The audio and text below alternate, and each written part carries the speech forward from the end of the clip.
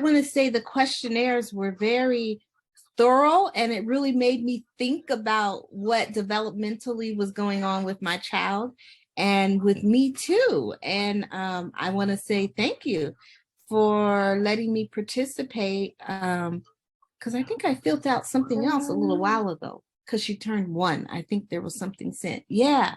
So is this going to continue? When does it stop?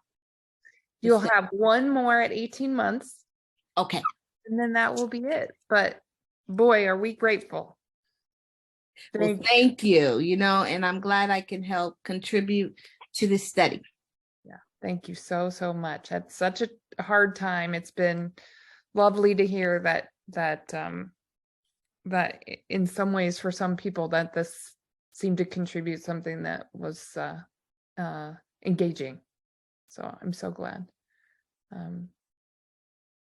Whitney or Andrea? Yeah, I have a few things to say. I also echo Maria, his study. Thank you so much for doing it. And I'm so happy to have been a participant because I'm really eager to see the results next Thursday.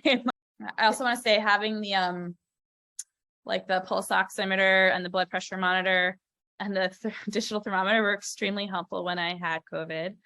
And also just still even postpartum, like monitoring my blood pressure during the whole pregnancy was really helpful because when it started to go up a little bit, I could like comment to the doctors and be like, it's trending up, is this bad, etc. Like I'm doing it resting at home. So those were really great. Thank you so much. Oh, so glad. And then one other thing I wanted to say, I remember now that from my first pregnancy and postpartum period, it was really difficult to untangle, like, are these COVID anxieties or are these postpartum anxieties? Because like the whole world is stressed and scared.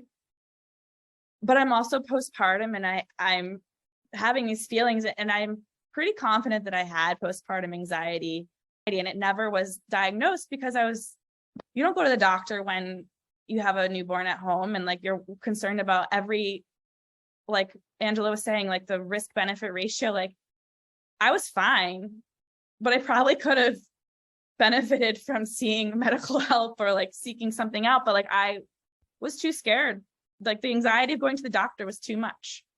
Well, and that's one of the things in your survey, your questions, there was the questions you answered about anxiety and the questions you answered about depression are actually kind of questions that are used to diagnose these things. And I will say that, our results show that only about 1 in 5 or so women who actually are experiencing sort of clinical anxiety and depression know that they have that, right? And there are some help you can get. Mm-hmm. And so we're really, one of the things at the meeting next week will be to talk about some of the different tools out there that maybe someday more pregnant women could fill out these questionnaires and then get a result back that says, your level of anxiety suggests that you may benefit from a follow-up appointment, and then you would do that and have some opportunity. So we're envisioning that what comes out of HOPE could help inform kind of these tools for pregnant women longer term.